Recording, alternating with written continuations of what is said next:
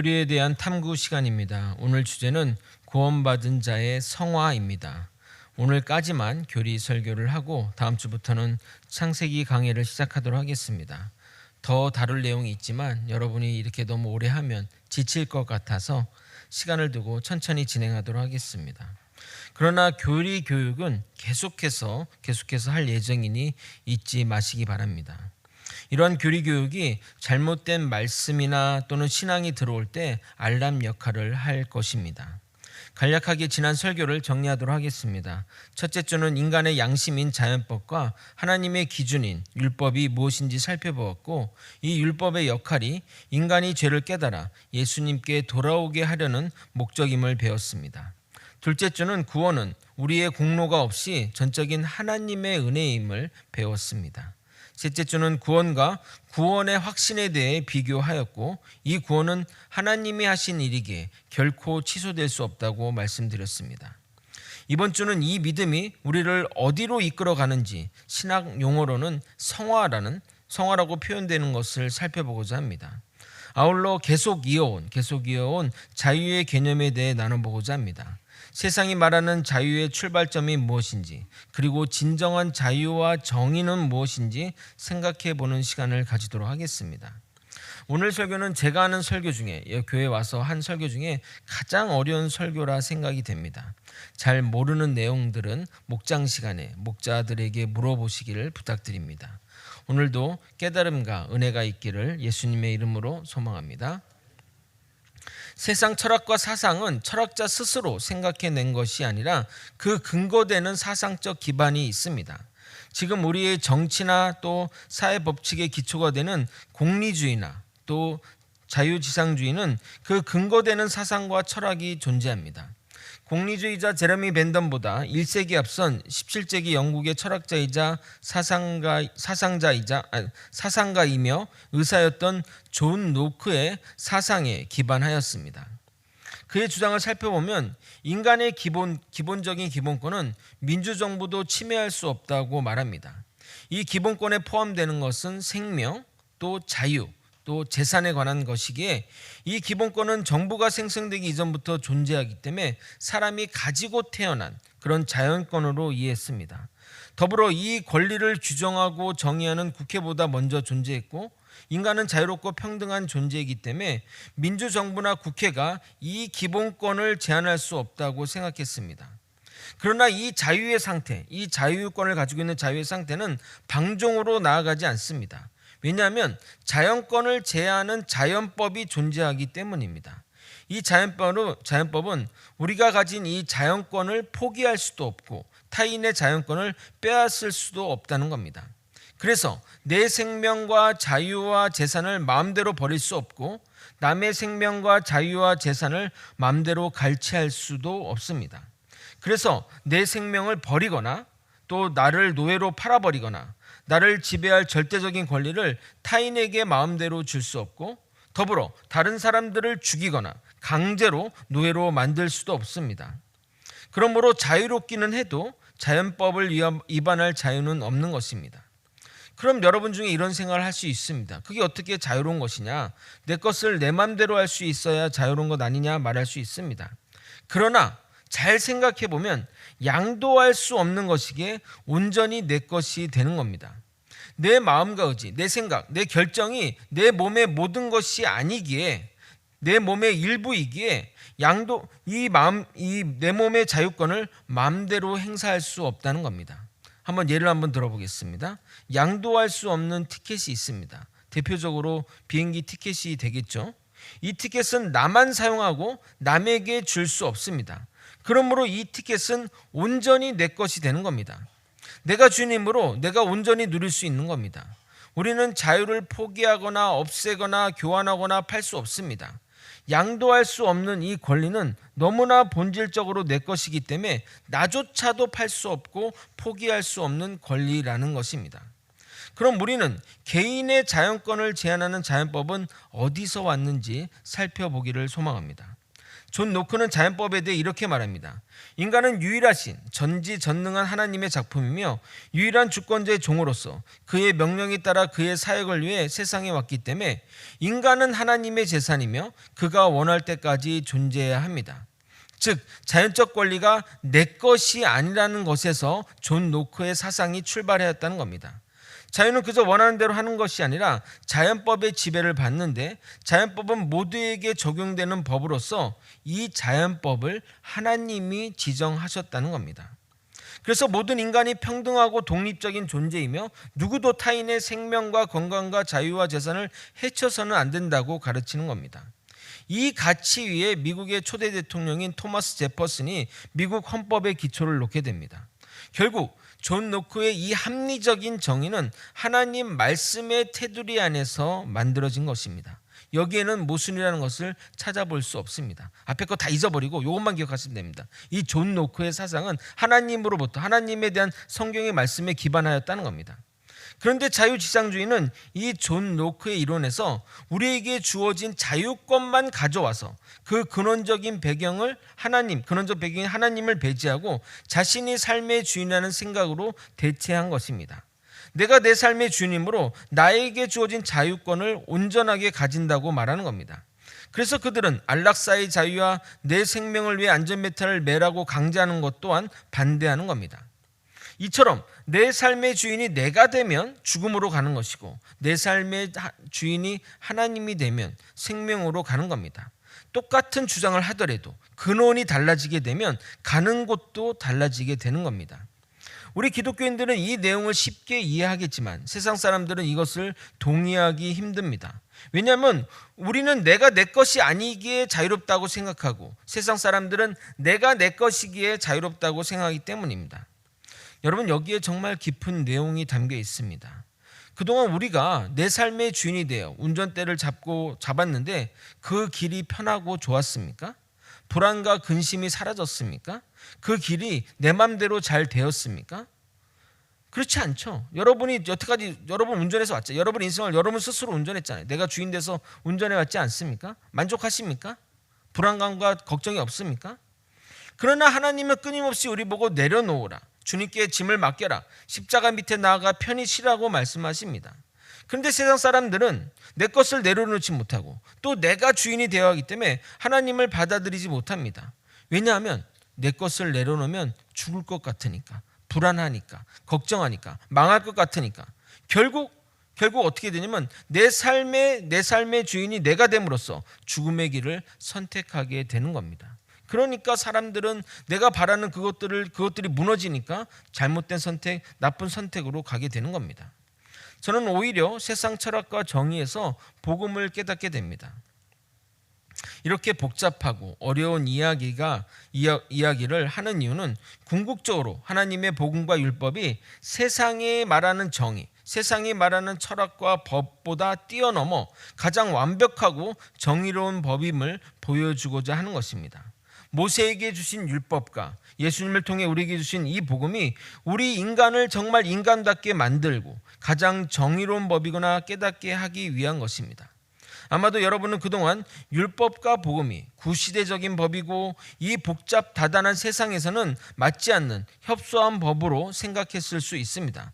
그러나 그렇지 않습니다. 이 세상의 크기보다 더 큰 내용이 이 율법과 복음 안에 있음을 세상의 법과 정의를 통해 간접적으로 깨닫게 되기를 예수님의 이름으로 소망합니다. 거제 소망교회 성도 여러분, 여러분은 칭의, 중생, 영화 이런 용어들을 들어보셨습니까? 개혁주의 기독교는 구원의 가정을 이러한 용어를 사용하여 설명하고 있습니다. 성경에 기반하여 구원의 단계를 소명, 중생, 회심, 믿음, 칭의, 양자, 성화, 견인, 영화 이렇게 구분하게 됩니다. 우리는 믿으면 구원받는다고 생각하지만 최종적인 구원을 완성으로 이루게 하는 데는 많은 과정이 필요함을 볼 수 있습니다. 그 중에 가장 중요한 세 가지를 꼽으라고 한다면 칭의, 성화, 영화라 할 수 있습니다. 칭의는 하나님의 의를 우리에게 전가시켜 주심으로써 우리의 죄를 용서해 주시고 우리를 의롭다 여겨 주시는 하나님의 은혜로운 행위를 말한 겁니다. 의롭다 칭한다에서 칭의가 나온 겁니다. 성화는 하나님을 믿는 사람으로서 하나님과 같이 거룩하여지는 것, 즉 예수님을 닮아가는 것을 말합니다. 영화는 우리가 최종적으로 하나님의 흠없고 영광된 몸으로 변화되는 것을 말합니다. 그러니까 이 과정까지 와야 우리가 이 완전한 구원에 이르게 되는 거죠. 그렇죠? 의롭다 칭한 것으로 끝나서는 안 된다는 겁니다. 그동안 대한민국 교회는 다른 무엇보다 칭의의 교리에 집중하였습니다. 하나님의 은혜와 무한한 사랑에 집중하다 보니 다른 내용을 상대적으로 중요하게 여기지 않았던 것입니다. 은혜로 구원받는다고 강조는 했지만 구원받은 우리가 예수 그리스도의 삶을 어떻게 닮아가야 하는 것에 대해서는 경시되었습니다. 즉 죄인된 우리를 구원하시는 하나님의 은혜, 보혈의 피, 용서, 사랑만 강조하고 신자된 우리의 책임, 예수님을 닮아가는 삶에 관한 이야기는 그리 중요하게 다루지 않았다는 겁니다. 세상 사람들이 우리를 개독교라고 하는 이유는 기독교인들이 교회를 열심히는 다니는데 삶은 전혀 예수님을 닮지 않게 그렇게 표현하는 겁니다. 더불어 목회자도 한몫했습니다. 수준 미달의 목회자가 너무나 많이 양산되어 이제는 사람들 앞에서 직업을 목사라고 말하기가 민망할 정도에 이르렀습니다. 반면 카톨릭은 개신교가 쇠퇴하는 동안 반대로 역행하여 20년 전과 비교하면 교세가 2배나 늘었다고 합니다. 그러한 배경에는 상식적인 신자들과 김수환 추기경이나 이태석 신부 같은 헌신적인 목회자들이 있었기에 가능하다고 생각합니다. 즉 예수를 닮은 향기를 품었기에 특별한 전도나 노력이 없어도 사람들이 몰려간 것입니다. 반면 개신교는 교세가 한때는 1,000만 명이 육박했고 영향력은 그 이상이었습니다. 개신교의 성장의 시기에 한국 정치는 지금과 같이 민주적이지 않은 부분이 참 많았습니다. 하지만 개신교는 사회적인 문제에 철저히 입을 닫았습니다. 물론 정교 분리의 원칙에 의해서 그랬다고 한다면 이해할 수 있지만 독재자나 비합법적인 쿠데타로 나라를 잡은 사람들을 위해 이름만 대면 알만한 목사들이 기도회나 구국성회를 열어 그들의 행동을 칭찬하고 동조하였음을 잊어서는 안 됩니다.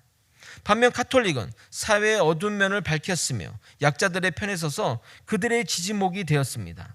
물론 카톨릭 전체의 의견은 아니지만 정의사회 구현 사제단과 같은 일단의 천주교 젊은 사제가 앞장서서 나섰기에 사람들은 그러한 모습에 천주교에 대한 좋은 마음을 가지게 된 것입니다. 사회적인 약자와 낮은 자들이 언제나 들어올 수 있는 그런 천주교가 된 반면 개신교는 그러한 영향력 아래 일반 서민들이 믿는 종교에서 사회적인 지도층이나 유력자들이 믿는 종교가 되었고 그로 인해 종교 외적인 힘이 강해졌습니다.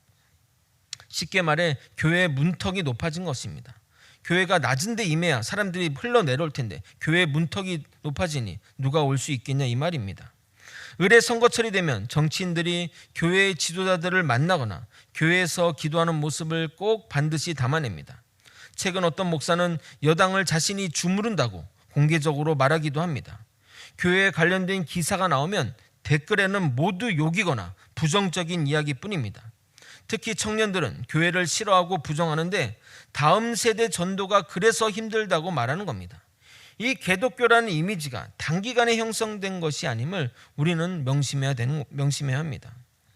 거제소망교회 성도 여러분, 만일 개신교가 과거와 같은 부흥의 역사를 바란다면 무엇에 집중해야 하겠습니까? 바로 예수님을 닮은 삶의 모습으로 살아야 하는 것입니다. 그것이 오늘 말하고자 하는 성화된 삶인 것입니다. 우리는 그동안 구원이 전적인 하나님의 은혜임을 너무 강조하다 보니 죄인인 우리는 이런 생각을 하게 되었습니다. 공짜로 구원을 주시고 제사함을 주는데 우리가 왜 열심히 살아야지? 엉터리로 살아도 거저 구원을 주실 건데 하는 반응이 나오게 된 것입니다. 이게 바른 구원의 이해일까요? 이러려고 하나님이 독생자 예수님을 희생시키면서 우리를 구원하신 것일까요? 이쯤에서 우리는 성경이 말하는 정확한 구원의 의미가 무엇인지 살펴보도록 하겠습니다. 우리가 문제를 풀 때 아닌 것들, 그러니까 정답 문제가 뭐 사지선다 오지선다면 정답이 아닌 것을 먼저 지우고 나중에 정답을 찾아가는 방식이 있지 않습니까? 근데 기독교 교리를 설명할 때 잘못된 것을 먼저 지우면서 본래의 의미가 선명해지는 경우들이 참 많습니다. 그래서 몇 가지의 사이비 이단들의 교리를 들어 설명하도록 하겠습니다. 오늘은 세월호 사건이 벌어진 지 9주년 되는 해입니다. 다시 이런 비극이 우리나라에서 일어나지 않았으면 좋겠습니다. 세월호로 유명한 구원파는 구원을 위한 회심의 일회성을 강조합니다. 단 한 번의 회심으로 영원한 구원을 받았기에 일상의 삶에서 천국과 같은 기쁨을 넘치고 누려야 된다고 주장합니다. 그들은 구원의 완전성을 강조하다 보니 믿는 크리스찬의 삶을 강조하는 성화에 대한 교리가 부재합니다. 그러다 보니 삶에서는 자기 마음대로 하고 살아도 죄가 안 된다고 생각하는 경우가 많습니다. 그러나 그런 교리가 잘못되었음을 알려주는 성경 구절이 로마서 6장 1절부터 4절입니다. 먼저 본문에 대한 배경 설명을 드리도록 하겠습니다. 아담의 불순종으로 인해 죄가 들어왔고 이 죄가 만연하게 됨으로써 인간 모두가 죄인이 되었습니다. 죄인인 인간은 그 문제를 해결할 수 없었기에 예수 그리스도가 우리 죄를 대속함으로 구원을 얻게 되었습니다. 이 일은 전적으로 하나님이 하신 일이기 때문에 이것을 은혜라고 하는 겁니다. 그런데 당시에도 이렇게 말하는 사람이 있었나 봅니다. 그러면 여전히 우리가 죄에 머물러 있어도 하나님의 은혜로 구원받는 것 아니냐? 즉 죄지어도 상관없는 것 아니냐? 하나님이 구원해 주실 건데 하는 사람들이 있었습니다. 그래서 사도 바울은 그들에게 이렇게 말하는 겁니다. 로마서 6장 1절부터 4절인데 나눠서 읽도록 하겠습니다. 그런즉 우리가 무슨 말을 하리요? 은혜를 더하게 하려고 죄에 거하겠느냐? 그러니까 죄에 계속 머물러 있어서는 안 된다는 겁니다. 과거의 모습에서 벗어나서 새로운 곳으로 나아가야 된다는 겁니다. 우리의 신분은 죄인에서 의인으로 변화가 되었지만 여전히 우리가 죄된 신분, 그 과거의 모습, 그 죄된 그 생활들 계속 있어서는 안 된다는 겁니다. 그러면서 말하기를 은혜로 구원받은 우리가 죄에 머물러 있을 수 없는 이유가 우리가 예수 그리스도와 함께 죽었기 때문이라고 말합니다. 더불어 예수 그리스도와 연합하여 세례를 받았으므로 우리는 새 사람이 되었고 새 생명의 삶을 살아야 한다고 말하는 겁니다. 이 말은 우리가 절대 죄를 지을 수 없다고 말하는 것이 아니라 그렇게 생각해서는 그렇게 행동해서는 안 된다는 이 당위성을 말하는 겁니다. 2절부터 4절을 여러분이 한번 읽어보도록 하겠습니다. 함께 읽겠습니다. 시작.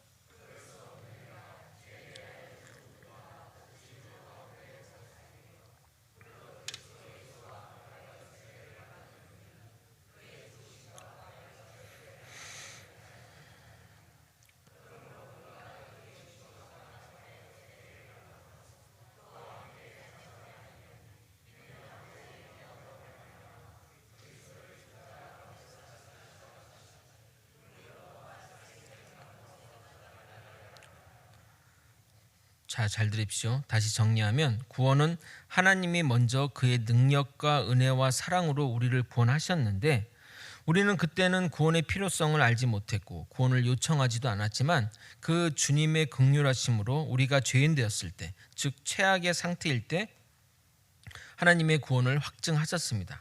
그러나 이것으로 구원이 완성되는 것이 아닙니다. 성경이 말하는 이 구원은 참 많은 내용을 포함하고 있습니다. 칭의 중생으로 일컫는 신분의 구원은 단번에 영원히 일어나고 결코 되돌릴 수도 취소할 수도 없습니다. 이 일은 하나님이 하셨기 때문입니다. 그러나 이 신분의 구원은 즉각적으로 수준의 구원을 요청합니다. 하나님의 자녀다운 삶을 요구하고 성화의 단계로 넘어갑니다. 구원받은 자의 삶에 책임 있는 삶이 시작되는 겁니다. 그리고 우리 이 구원을 시작으로 하늘나라에 올라가 부활의 몸으로 덧입혀 줄 때까지 완성될 영화의 구원으로 나아가게 됩니다. 그러므로 우리는 그 구원받은 그 상태, 죄된 상태에 머물러 있어서는 안 된다는 겁니다. 구원받았으니 구원받은 자의 삶으로 나아가야 한다는 겁니다. 그것이 진짜 구원받은 자라고 한다면 말입니다. 여러분 거지 왕자 이야기 아십니까? 원래 이제 지금 신분이 거지였는데 어떻게 왕자가 됐어요. 왕이 됐습니다. 우리나라 조선 왕조에도 뭐 철종이 그 강화도령으로 있다가 갑자기 왕이 승계에 의해서 왕이 된 역사가 있지 않습니까? 거지 왕자라는 얘기가 있는데 거지로 살다가 갑자기 왕이 됐어요. 그러니까 신분이 변화가 된 거죠. 순식간에. 근데 그 거지가 왕처럼 행동합니까? 왕자처럼 행동합니까? 손 씻으라고 물 줬더니 그 물을 마시기도 하고 왕족으로서 했어야 될 안 된 행동들을 막 하는 거죠. 그렇죠? 그렇지만 계속 그렇게 해야 됩니까? 그 교육을 받음으로써 점점 왕다운 모습으로 살아가게 되는 것이 그 바른 모습이지 않냐 이 말입니다. 우리가 믿으면 구원을 받는다고 하니 믿는 것으로 우리가 얻을 구원을 다 받은 것으로 오해해서는 안 된다는 겁니다. 성경 곳곳에는 구원의 완성을 향해, 그러니까 구원을 받은 그 칭의 그 순간에서 구원의 완성으로 나아가라는 성경 구절이 너무나도 많이 있습니다. 대표적인 성경 구절이 빌립보서 2장 12절입니다. 함께 읽도록 하겠습니다. 시작. 그러므로 나의 사랑하는 자들아,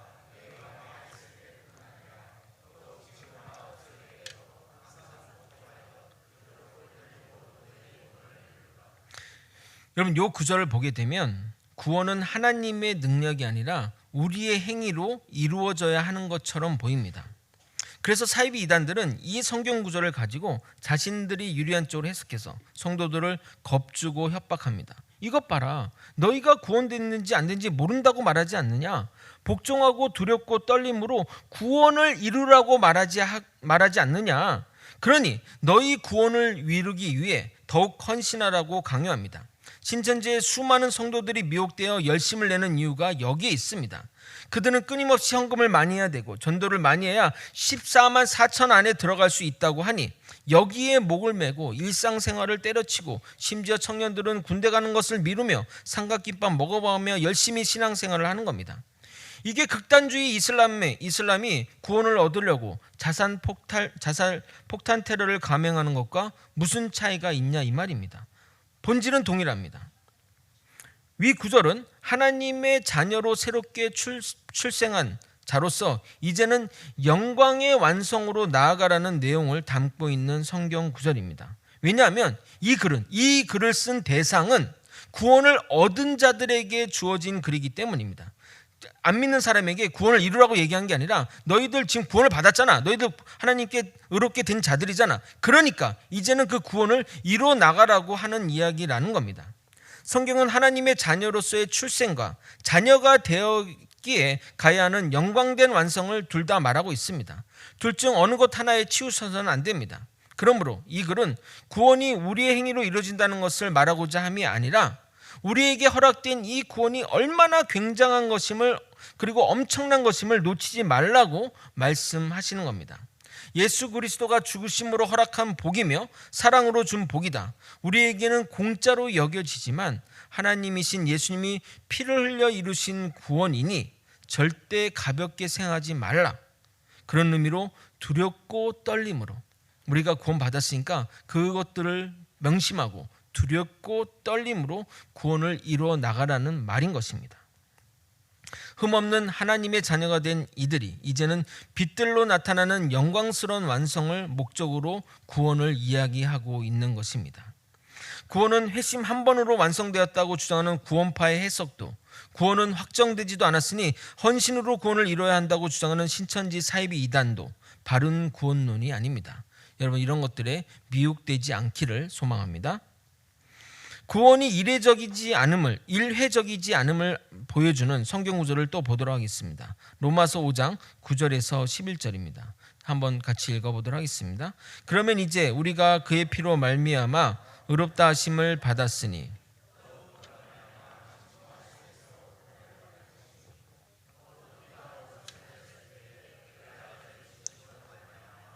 하나님과 화목하게 되었은즉 화목하게 된 자로서는 더욱 그의 살아나심으로 말미암아 구원을 받을 것이니라.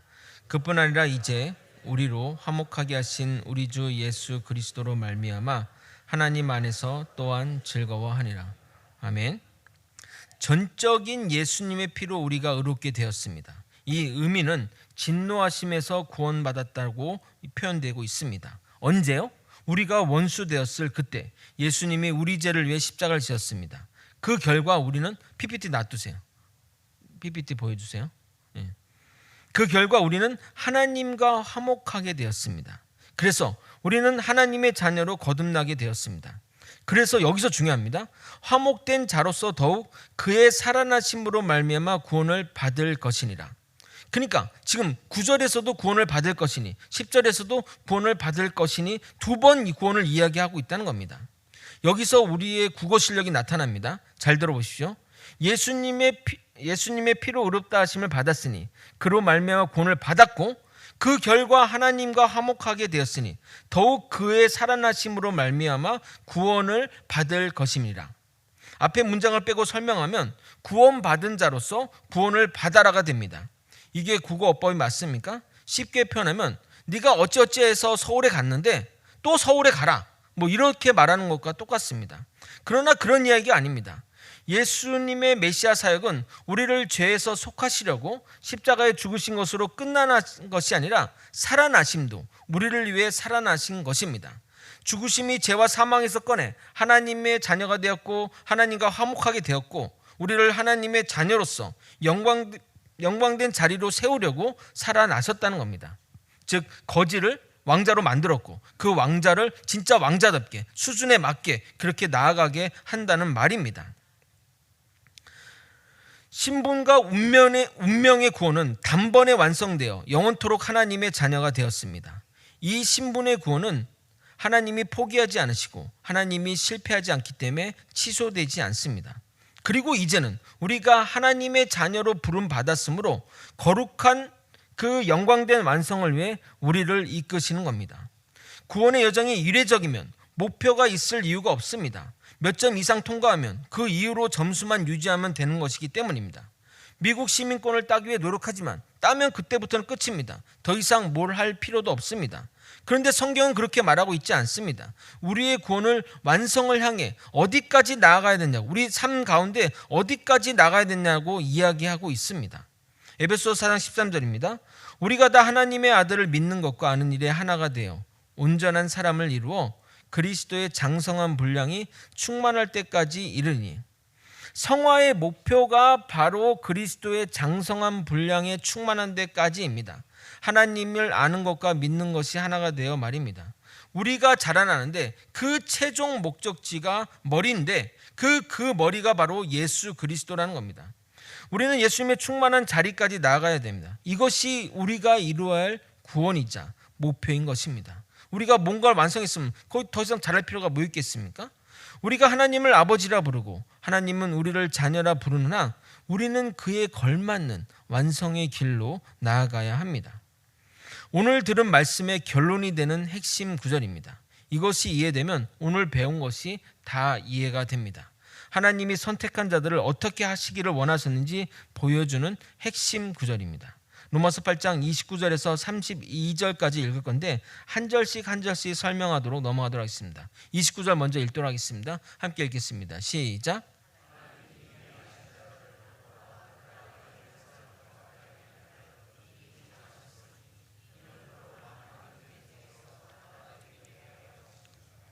이 빨간 것이 그 아들의 형상을 본받게 하기 위해서, 이게 뭔 말이죠? 성화죠. 하나님의 아들을 본받게 하기 위해서 그게 성화입니다. 두 글자로 표현하면 성화죠. 30절 또 미리 정하신 그들을 부르시고 부르신 그들을 또한 의롭다 하시고 의롭다 하신 그들을 또한 영화롭게 하셨느니라.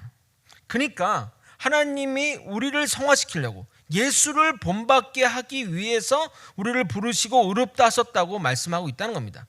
칭의가 목적이 아니라 궁극적으로는 성화, 예수를 닮아가는 그 모습을 하기 위해서 우리를 의롭다 하셨다는 말입니다.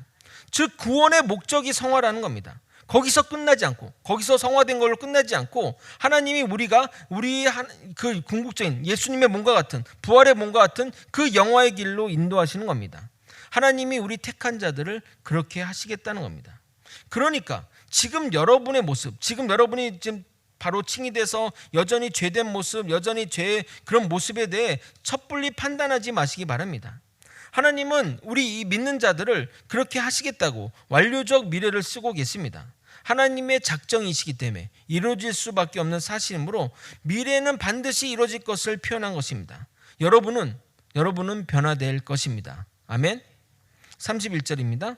그런즉 이 일에 대하여 우리가 무슨 말을 하리요? 만일 하나님이 우리를 위하시면 누가 우리를 대적하리요? 이 구원의 서정, 하나님이 이끌어 가시는 이 구원의 서정은 절대 실패하지 않고 영광의 완성으로 이끌어 가실 것입니다. 그래서 이렇게 얘기하는 겁니다. 하나님이 하시겠다는데 누가 이 일을 막겠느냐 말하는 겁니다. 아무도 막을 수 없는 근거가 32절에 나온 것입니다. 우리를 위해 하나님의 아들이신 예수님을 내어주셨는데 어찌 그 일을 이루지 않겠냐 말하는 겁니다. 32절입니다. 자기 아들을 아끼지 아니하시고 모든 사람을 위하여 내주신 이가 어찌 그 아들과 함께 모든 것을 우리에게 주시지 아니하겠느냐. 생각해 보십시오. 자기 아들을 죽여서 이 일을 이루시겠다는데 누가 그 일을 반대하며 누가 그 일을 막아서며 안 되게 할 수 있겠냐 이 말입니다. 하나님은 그 아들을 주어 십자가에 못 박아 우리의 죄와 사망에서 꺼내셨고 그 아들을 우리와 묶어 하나 되게 하셨습니다. 그러니 내가 실패하면 예수님도 실패하게 되니 실패하지 않는다고 말하는 겁니다. 우리에게 허락된 이 구원이 단순히 그냥 죄와 사망에서 벗어났다 이걸로 끝나는 게 아니라 엄청난 내용, 엄청난 깊이와 너비와 수많은 내용들이 담겨 있다는 것입니다. 단순히 믿으면 구원받는다 이것으로 끝나지 않는다는 겁니다. 믿음의 삶은 결코 그것으로 끝나는 것이 아닙니다. 말씀을 정리하겠습니다. 구원의 완성을 향해 나아가는 구원의 여정을 잘 이해하면 하나님의 은혜로 우리를 구원하신다는 하나님의 법칙이 훼손되지 않으면서 우리를 성화로 이끄시고 최종 구원의 완성인 영화의 모습으로 이루어져 나감을 이해하실 것입니다. 이 과정을 생각하면 생각할수록 구원이 신비가 아닐 수 없습니다. 물론 우리가 하나님의 자녀이지만 현실 속에서는 또 환난과 시험을 받습니다. 말씀대로 사는데 갈등과 고통을 받습니다. 그럼에도 우리의 소망이 좌절되지 않는 것은 주님이 우리와 함께 하시기 때문입니다. 이런 구원의 복음을 깨달은 자는 육체의 욕심을 대로 살지 않고 하나님의 부르심의 뜻이 무엇인지 분별하고 거룩하고 성화된 삶을 살게 되는 겁니다. 구원 받으려고 성화되고 거룩하고 율법적인 삶을 사는 것이 아니라 구원 받았으니 구원받은 자의 자녀된 삶을 살아야 한다는 것입니다. 쉽게 표현하면 이렇게 얘기할 수 있는 거죠. 열심히 교회 봉사해서 복 받으려고 신앙생활하는 것이 아니라 복 받았으니 열심히 주님의 빛된 자녀의 삶으로 살아가라는 것입니다. 우리에게 허락된 구원의 크기와 깊이와 너비를 잘 이해해서 주님의 피 흘리심으로 구원받은 자녀가 주님께 흠이 되지 않도록 성화된 삶을 살아가는 저와 여러분이 되시길 예수님의 이름으로 소망합니다. 좀 어려운 내용이지만 가사가 또 담겨있는 내용을 하면서 함께 찬양하겠습니다. 내 삶의 소망.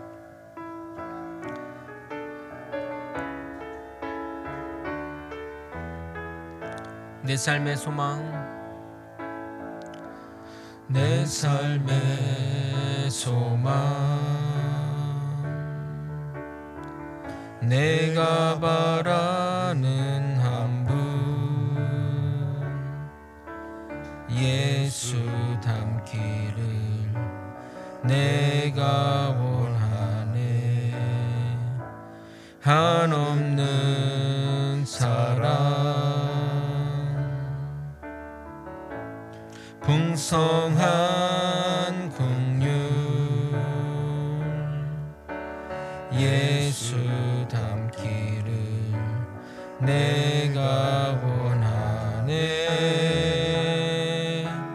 예수 닮기를 예수 보기를 예수만 높이길 내가 원하네.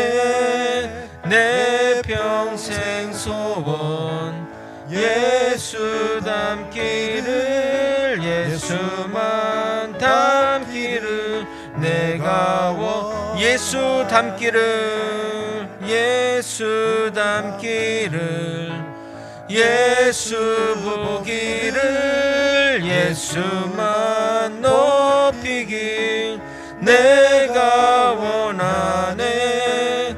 내 평생 소원 예수 닮기를 예수만 닮기를 내가 원하네. 우리가 예수님을 닮아가는 삶, 예수님을 본받는 삶은 의무나 그런 것들이 결코 아닙니다. 당연히 하나님의 자녀로서 그 책임과 그 수준에 맞는 삶을 살아야 하는 것입니다. 여러분은 예수님의 닮은 삶을 살고 계십니까? 예수님의 이름에 부끄럽지 않는 삶을 살고 계십니까? 여러분의 말과 행동들 하나하나 주님 앞에 부끄럽지 않습니까?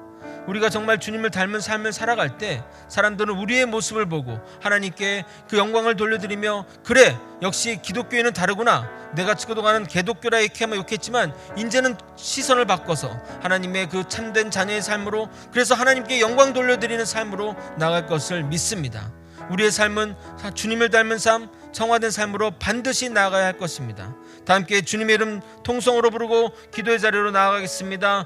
주여! 하나님 아버지, 예수님을 닮은 삶의 방향으로 나아갈 수 있도록 이끌어 주시옵소서. 아버지, 그동안 내 생각과 내 뜻대로 살아왔고 예수님과는 전혀 상관없이, 아니 예수님을 욕되게 하는 삶을 살아왔다면 이제는 예수 믿는 자의 닮은 모습을, 예수님의 자녀된 삶의 모습을 아버지 나타내며 살아갈 수 있게 도와주시옵소서. 아버지, 내 삶 가운데 예수님의 닮은 모습이 있기를 소망합니다. 내 모습이 예수님의 성품을 담기를 원합니다. 예수님의 모습을 하나하나씩 닮아가며 살아가는 믿음의 백성들이 되게 도와주옵소서.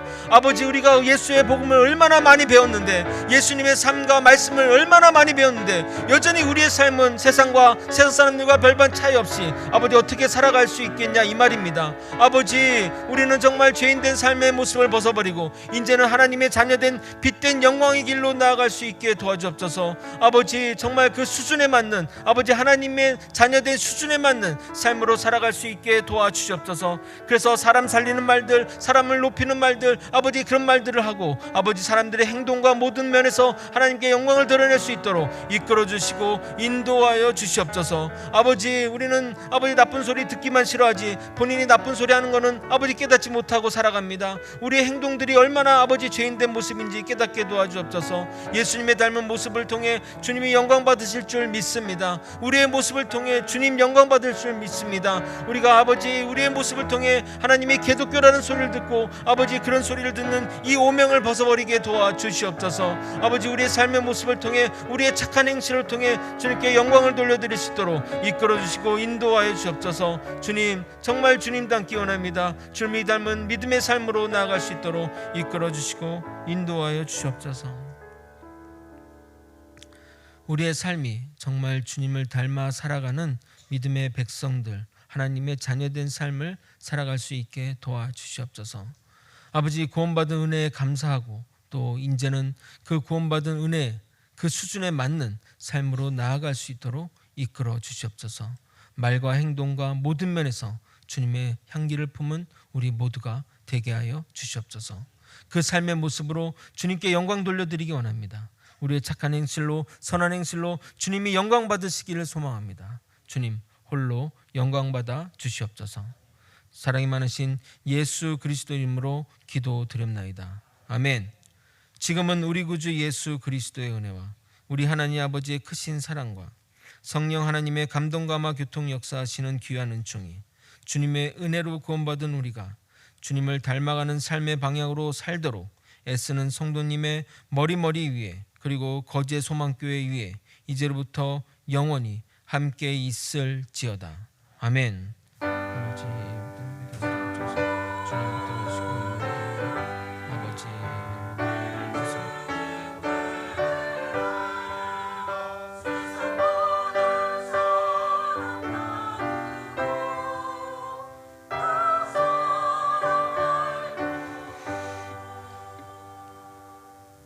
바로 이어서 재직회 하도록 하겠습니다. 찬송가 370장 주와 같이 길 가는 것 1절만 찬양하도록 하겠습니다. 찬송가 370장입니다. 주와 같이 길 가는 것. 주 안에 있는 나에게, 죄송합니다. 주 안에 있는 나에게 1절 찬양하겠습니다.